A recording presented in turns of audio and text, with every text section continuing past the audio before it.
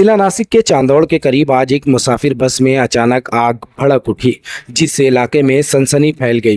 खुशकिस्मती से इस खौफनाक हादसे में बस में सवार तमाम 54 मुसाफिरों को बहिफाजत निकाल लिया गया, जिससे एक बड़ा जानी नुकसान होने से टल गया। मुसाफिर बस शहादत से नासिक की जानिब जा रही थी।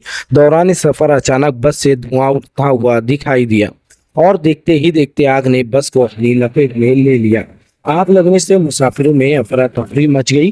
ताहम बरवक्त कार्रवाई करते हुए बस में सवार तमाम 54 मुसाफिरों को बहिफाजत नीचे उतार लिया गया, जिसकी वजह से कोई जानी नुकसान नहीं हुआ।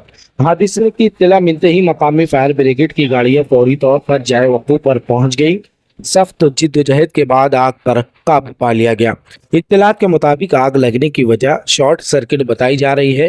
ताहम पुलिस और महकमा फायर ब्रिगेड की जानिब से मामले की मजीद तहकीकात की जा रही है।